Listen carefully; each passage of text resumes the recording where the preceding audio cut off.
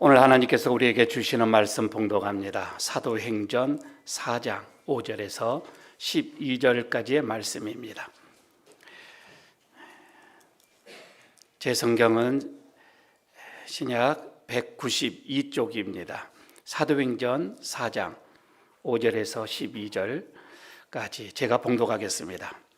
이튿날 관리들과 장로들과 서기관들이 예루살렘에 모였는데 대제사장 안나스와 가야바와 요한과 알렉산더와 및 대제사장의 문중이 다 참여하여 사도들을 가운데 세우고 묻되 너희가 무슨 권세와 누구의 이름으로 이 일을 행하였느냐? 이에 베드로가 성령에 충만하여 이르되 백성의 관리들과 장로들아, 만일 병자에게 행한 착한 일에 대하여 이 사람이 어떻게 구원을 받았느냐고 오늘 우리에게 질문한다면 너희와 모든 이스라엘 백성들은 알라. 너희가 십자가에 못 박고 하나님이 죽은 자 가운데서 살리신 나사렛 예수 그리스도의 이름으로 이 사람이 강건하게 되어 너희 앞에 섰느니라. 이 예수는 너희 건축자들의 버린 돌로서 진 모퉁이의 머릿돌이 되었느니라. 다른 이로서는 구원을 받을 수 없나니 천하 사람 중에 구원을 받을 만한 다른 이름을 우리에게 주신 일이 없음이라 하였더라. 아멘.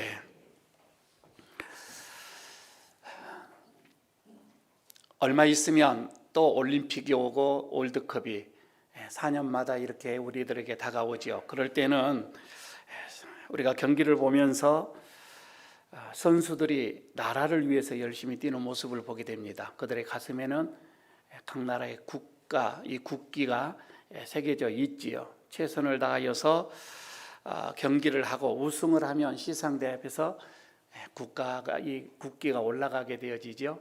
참 우리는 그 경기에 뛰지는 않았지만 우리들의 가슴도 뭉클하기도 하고 눈물이 나기도 하고, 시상대에 올라가 있는 그 선수들은 개인적으로도 많은 영광이고 기쁨이 되겠지만은, 그러나 참 나라를 위해서 싸웠다라고 하는, 나라를 위해서 최선을 다했다라고 하는 그들의 뿌듯함을 우리는 볼 수가 있습니다.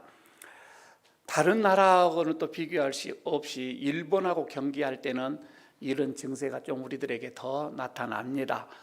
그냥 선수들이 이겼다라고 얘기하지 않고 우리가 이겼다, 우리 나라가 이겼다 이렇게 얘기를 하고, 경기에 지면 우리 나라가 졌다 이렇게들 우리가 얘기를 하고 있습니다.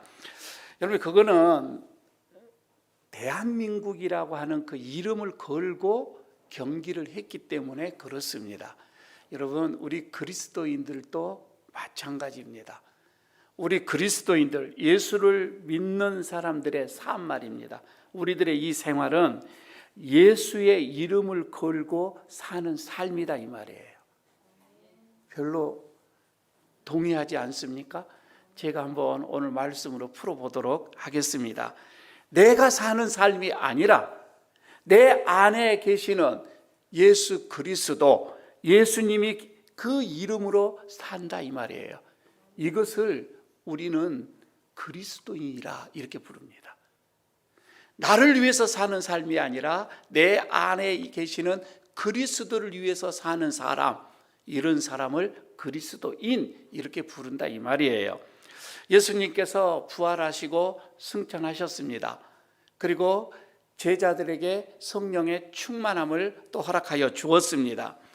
성령의 충만함을 받은 이 제자들은 거침없이 예수의 이름을 이제 걸고 살아가게 되어집니다. 목숨이 칼이 목에 와도 나는 예수의 이름으로 산다, 그렇게 외쳤던 사람들입니다. 베드로가 오늘 본문에서도 이렇게 나오게 되어지는데, 이 베드로도 성령의 충만을 받은 후에 많은 사람들에게 복음을 전하는데, 여러분, 단지 우리가 길거리에서 지나가는 사람들에게 복음을 전하는, 여러분, 이런 게 아니에요. 이거는 생명을 딱 내어놓고 지금 복음을 전하는, 내 인생이 어떻게 될지 그 자리에서 죽을 수도 있는 그런 절박한 상황 속에서, 그 속에서도 베드로는 오늘 복음을 전하고 있다는 말씀입니다. 사도행전 2장 36절에 보면은 이런 말씀이 나옵니다. 그런즉 이스라엘의 온 집은 확실히 너희들은 알지니, 이 말이에요. 너희가 십자가에 못 박은 이 예수를 하나님께서 주와 그리스도가 되게 하셨느니라. 너희들이 십자가에 못 박은 저 예수, 이 예수를 하나님은 주가 되게 하셨다. 주님이 되게 하셨다. 그리스도가 되게 하셨다. 구주가 되게 하셨다. 이렇게 선포를 하고 있는 것이지요. 이 말씀은 뭐예요? 베드로는 그럽니다. 나는 앞으로 예수 이름, 예수의 그 이름을 걸고 나는 살아가겠다. 그 말과 같은 말이에요. 성전 미문에 앉아있는 안준뱅이에게 베드로가 애칩니다. 그는 구걸을 하고 있었지만 베드로는 그에게 얘기를 합니다. 3장 6절에서 말씀을 하고 있지요. 은과 금은 나에게 없다. 은과 금은 나에게 없지만 내게 있는 것이 있는데, 내게 있는 것, 그것을 너에게 준다. 내게 있는 것이 뭐였어요? 예수 그리스도다 이거죠. 그러면서 나사렛 예수 그리스도의 이름으로 일어나 걸어라 하고 손을 잡아 일으키니 일어났다. 이렇게 기록이 되어져 있습니다. 여러분, 이것은 무슨 말씀인가 아니에요? 나사렛 예수 그리스도의 이름을 걸고 너에게 말한다. 일어나라 이 말이에요. 내가 그를 일으키는 것이 아니라 예수님의 이름을 걸고 너에게 말한다. 그런 말씀이에요. 여러분, 베드로와 요한이 이런 놀라운 기적들을 막 일으키게 되어지니까 많은 유대 사람들이 거기에서 동요되기 시작을 합니다. 그들의 마음들이 무너지기도 하고, 어떤 이는 돌이키기도 하고, 어떤 이는 이를 갈기도 하고, 반응이 각자 다로 서로 나타나기를 합니다. 특히 여기서 대제사장이죠. 제사장들, 그리고 성전 관리하는 사람들, 그리고 사두개파가 있었어요. 사두개파들. 사두개인들은 너무 마음속에 못마땅했습니다. 이 마음이 미치겠는 거예요. 유대인들이 요동하고 저 제자들이 저런 복음을 전하는 걸 보니까 이 속에서 뒤집혀지는 거예요. 많은 백성들이 사도들이 하는 말에 술렁거리게 되자 종교 지도자들은 사도들을 옥에 가두고 말아버렸습니다. 옥에 가두었습니다. 그리고서 대제사장 사두개인들이 왜 그를 그토록 싫어했는지, 이게 오늘 4장 2절에 보면은 그 이유가 명백하게 나와 있습니다. 뭐라고 나와 있죠? 예수 안에 죽은 자의 부활이 있다고 백성을 가르치고 전함을 싫어하여. 그러니까 지금 여기에서 사도들이 가르치고 있는 거, 부활에 대해서 지금 가르치고 있다 이 말이에요. 부활에 대해서, 예수 안에 죽은 자가 다시 살아난다. 예수님도 살아났고 우리도 살아날 것이다. 이렇게 부활에 대해서 가르친 게 대해서 이게 너무 못마땅한 거예요. 사실 사도들은 예수님이 죽으셨고 그것을 받고 사흘 만에 부활하는 거, 그것도 다 경험을 했어요. 그래서 사도들은 확신이 온 거예요. 그래서 그들은 확신을 가지고서 지금 믿고 그들 전파를 했던 것이지요. 당시 말이에요. 그때 당시에 사회적인 상황이 로마가 통치하는 시대입니다. 유다는 식민지였어요. 여러분 잘 알다시피 식민지 사람들은 하고 싶은 말 제대로 못합니다. 그냥 황제가 하는 말이 법이고 그게 그냥 신이에요. 황제는 신이에요. 그래서 말을 하지 못하고 신앙도 황제의 그 신 외에는 다른 신을 섬길 수가 없는 그런 시대입니다. 그런데 지금 여기에서 예수님께서 이 땅에 오셔서 어떻게 했습니까? 그 권력자들 두려워하지 않았습니다. 이 땅의 신은 오직 하나님의 한 분이다. 예수님은 그렇게 외쳤지요. 그래서 결국 그걸로 인해서 예수님은 십자가에서 죽으셨고요. 그런데 죽으심으로 끝난 게 아니라 3일 만에 부활을 하셨다 이 말이에요. 3일 만에 부활을 하셨던 이것을 제자들은 경험을 했고 받고 느꼈고 실제적으로 체험을 했기 때문에 이제 자기네들도 그들의 어떤 권력자들의 어떤 이게 두려움이 없었다 이 말입니다. 그러니까 이렇게 하는 거예요. 믿음으로 로마의 물음을 꿇지 않고 로마에 맞서는 사람들이 점점 많아지기 시작을 합니다.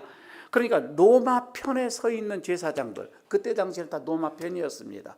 그리고 성전 관리자들, 사두개인들, 이 사람들은 정말 맞닥뜨리지 않았습니다. 특히나 지금 여기에서 사두개인들은 그때 당시에 부활, 이것을 믿지 않았습니다. 그들은 이스라엘의 모든 전통을 다 지켰던 사람들이에요. 그러나 부활은 믿지를 않았습니다. 그래서 사두개인들이요, 예수님이 살아 계실 때에도, 그때에도 예수님 앞에 가서 부활이 없다라고 우겼던 사람들이에요. 여러분, 부활이 없다라고 하면은 뭐가 나타나며 이 세상이 전부다고 생각하고 살아가게끔 되어 있습니다. 그러나 우리는 그렇지 않잖아요. 부활이 있기 때문에 그 다음 세상을 생각하면서 이 땅에서 힘들고 어려워도 우리는 선하게 살아야 되고, 우리는 의롭게 살아야 되고, 정의롭게 살아야 되고, 진리를 행해서 살아야 한다, 이 말이에요. 그러나 이 땅이 전부다고 한다면 어떻게든 이 땅에서 만족을 위해서 살고 끝난다, 이 말이에요.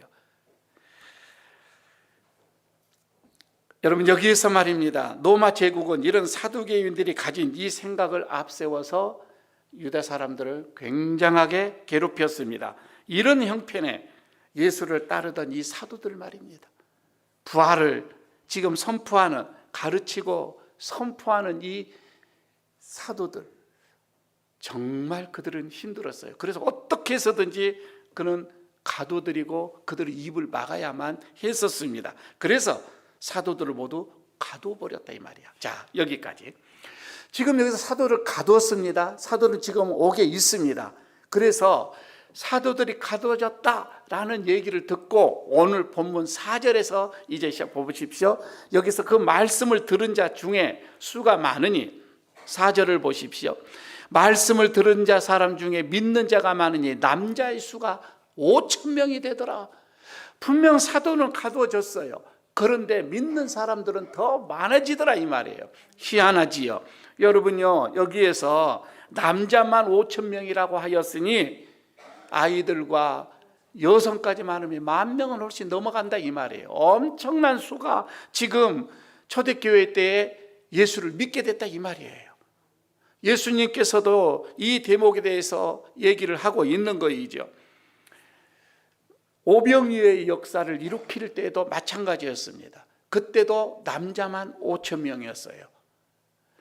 여러분, 이런 것을 보면은 엄청난 이 수가 초대교회 때 점점 지금 믿고 예수님에게로 돌아오는 이런 역사가 일어나게 됐던 거이죠. 그래서 유대 지도자들은 사도들을 가둘 수밖에 없었어요. 더 이상 번져가면 안 된다, 이 말입니다. 여러분, 그러나 세상에 그 어떠한 힘도 진리는 가둘 수는 없습니다. 사람은 가둘 수는 있어도 진리는 가둘 수가 없다고 하는 거예요. 사도들은 12명이었지요. 그러나 그들이 외치는 그리스도의 이 진리는 말입니다, 여러분, 이거는 수천 명, 수만 명이 된다, 이 말이에요.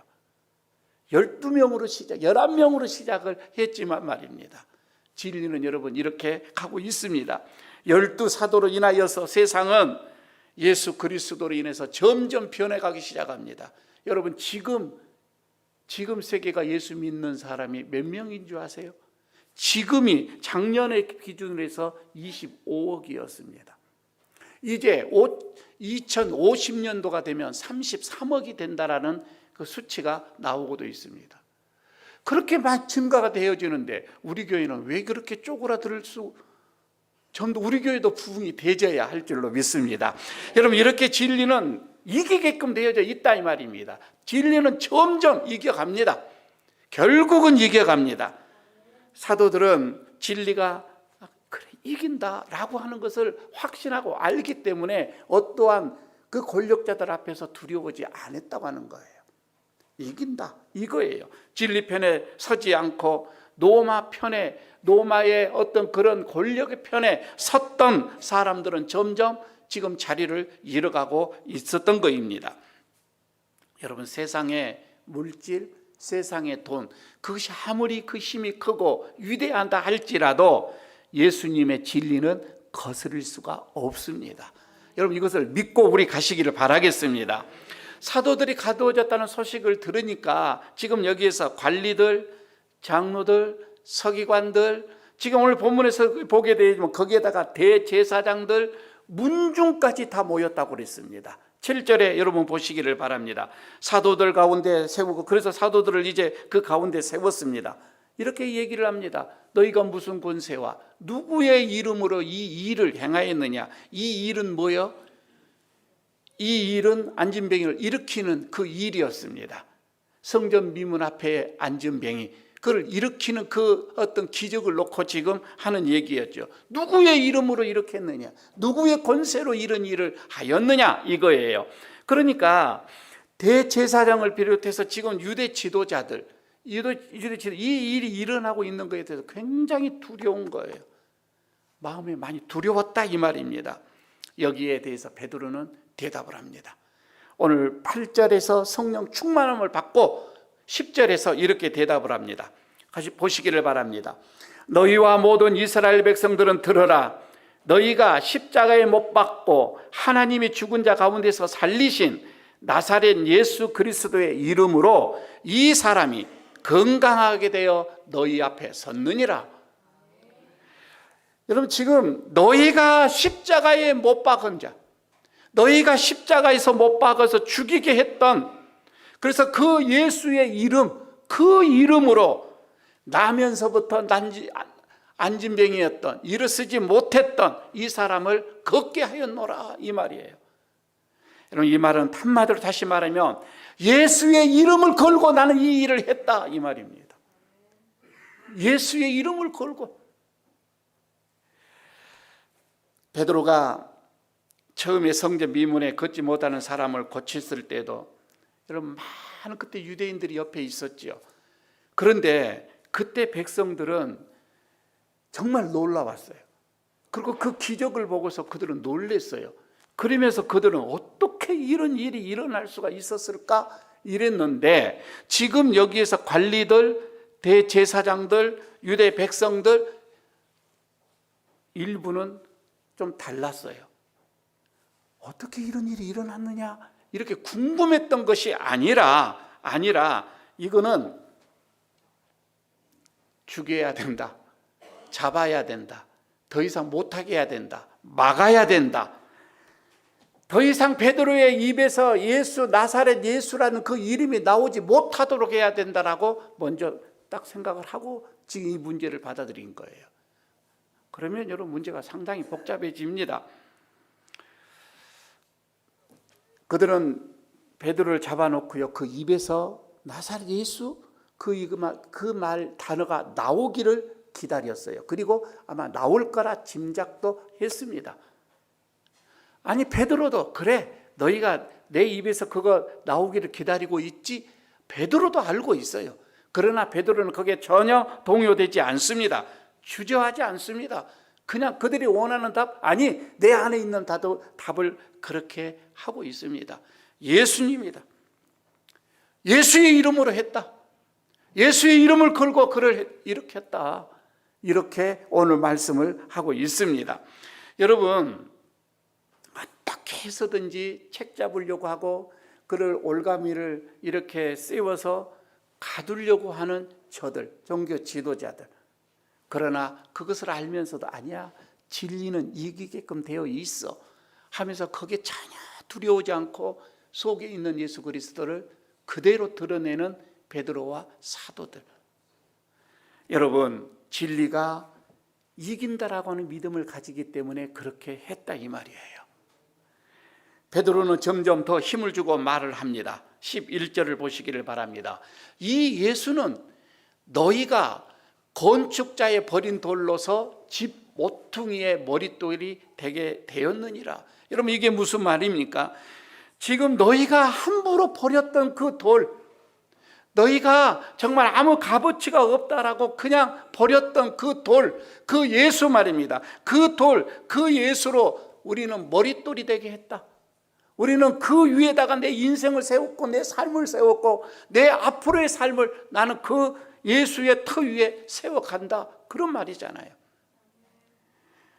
머릿돌로 삼았다는 이 말, 나는 예수의 이름을 걸고 살 거다, 나는 그 예수의 그 진리의 바탕 위에다가 내 인생의 집을 이제는 짓고 살 거다. 이렇게 그는 외치고 있는 것입니다. 관리들과 대제사장들을 비롯한 많은 사람들, 그들은요 기댔던 곳은 로마 황제였던 거거든요. 로마 황제를 이름을 의지하고 그들은 살아왔습니다. 그들은 황제를 어떻게 보면 영광을 위해서 사는 거나 다름이 없었습니다. 여기에 베드로는 이렇게 얘기합니다. 아니다. 천하 인간에게 구원을 준 것은 없다. 예수 그리스도에는 없다.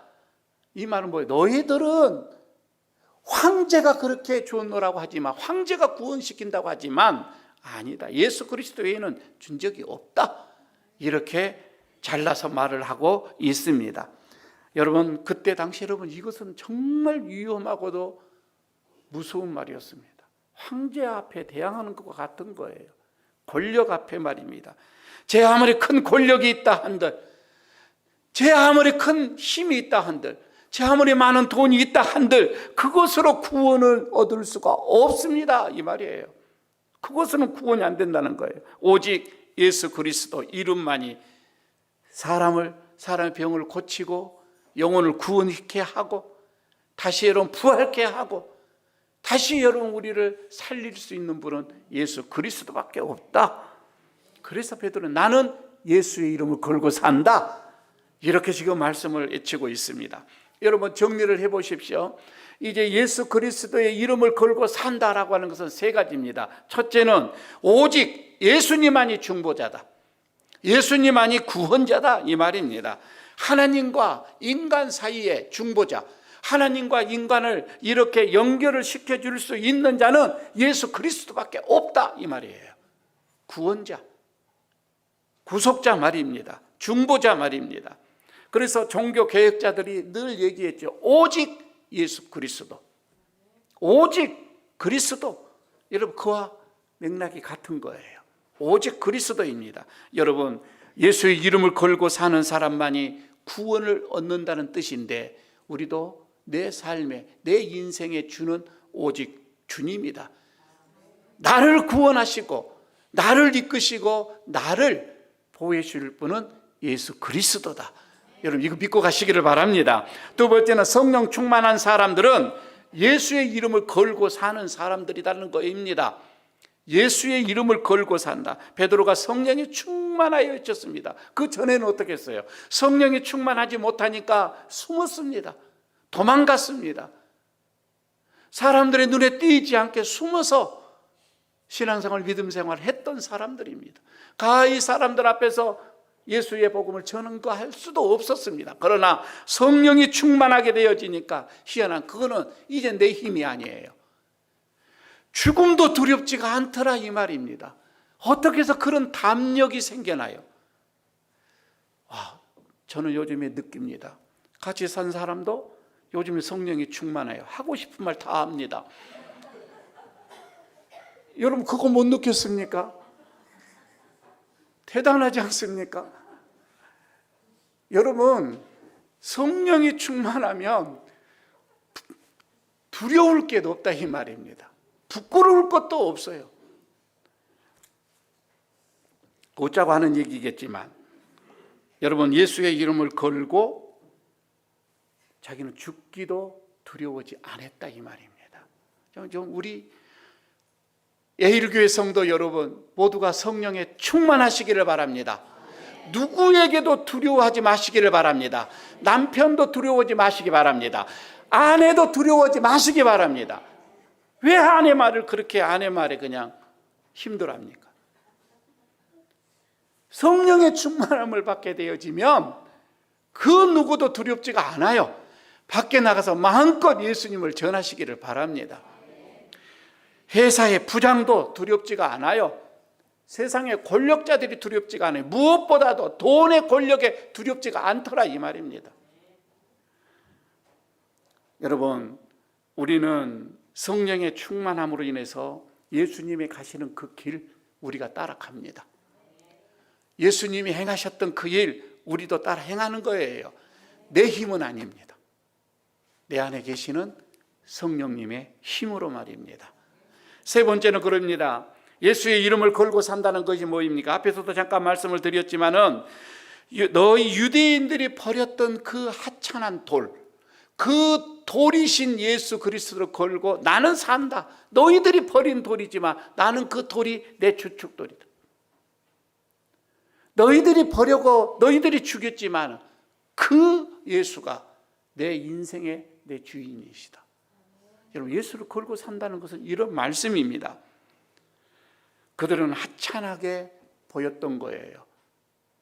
그렇지만 여러분, 우리는 잘 알고 있습니다. 그 예수는 하나님께서 일으키셨고 세상 만물을 통치하도록 모든 발 아래, 예수의 발 아래 세상 만물을 놨습니다. 하나님이 예수님을 그렇게 높이셨다 이 말입니다. 우리는 그 예수님을 구주로 섬기는 거예요. 주님으로 우리는 믿고 따라가는 것입니다. 도대체 여러분, 우리가 누구의 이름을 걸고 살아가겠습니까? 예수 그리스도밖에 없습니다. 결국은 남는 게 예수 그리스도밖에 없어요. 요즘에 신방을 하고 병원을 몇 번 다니면서 여러분, 이게 요양원에 계시는 우리 어르신네들, 나도 얼마 있으면 곧 그렇게 되겠지라는 생각을 한편으로 합니다. 두 번째, 내가 만약에 거기에 누워 있어서 생애 마감을 이렇게 끝자락에 있을 때 내 안에 있는 예수 그리스도를 내가 나타낼 수 있을까? 예수님 감사합니다. 예수님 감사합니다. 나는 예수님 때문에 행복합니다. 그 생애 끝자락에서 나는 그렇게 외칠 수 있을까? 심히도 많이 생각을 하게 됩니다. 여러분, 우리 모두는 예수님밖에 남는 게 없습니다. 아무것도 없어요. 그 예수님만 믿고 가시기를 바랍니다. 예수를 믿는다는 이 말 다른 게 아니에요. 예수의 이름을 걸고 산다 이 말입니다. 나는 예수의 이름을 걸고 산다. 부활신앙으로 산다는 것, 여러분, 내 안에 예수 그리스도, 내 안에 있는 예수님의 그 이름으로 산다. 이제 앞으로 여러분, 나는 누구를 의지하고, 자녀, 부인, 남편이 아니라 오직 예수님. 나는 그 예수의 이름으로 살아간다. 그리고 그 예수의 이름을 나는 내 남은 생애 동안 그를 전파할 것이다. 여러분, 이런 다짐과 약속이 오늘 우리들의 마음속에 있기를 바라겠습니다. 하나님께서 주시는 말씀으로 받으시기를 바라겠습니다. 기도합니다. 하나님, 오늘 우리가 사는 삶은 우리가 사는 삶이 아니라 우리 안에 계신 그리스도 예수께서 사시는 삶이라 했습니다. 우리가 어떻게 살아가느냐에 따라 예수 이름을 더 높일 수도 있고 예수 이름을 헛되게 할 수도 있음을 잊지 않게 하옵소서. 우리가 무엇을 하든지 무엇을 입든지 예수의 이름을 걸고 사는 삶이라는 진리를 잊지 않게 하시고 아침에 일어날 때도 예수의 이름으로, 일터에 나갈 때도 예수의 이름으로, 잠들 때에도 예수의 이름을 걸고 사는 우리의 삶이 되게 하옵소서. 우리 발걸음을 내딛는 곳마다 예수 이름을 빛나게 하는 삶으로 이끌어 주시옵소서. 우리가 예수의 이름을 걸고 이 세상을 바르게 그리고 세울 수 있게 하여 주옵소서. 우리를 살리시려고 그 값비싼 대가를 치르신 주님, 은혜를 가벼이 여기지 않게 하시고 세상 모든 사람이 예수 이름 앞에 나오게 되는 그날까지 말씀대로 사는 우리가 되게 하여 주옵소서. 예수 그리스도의 이름으로 기도하옵나이다. 아멘.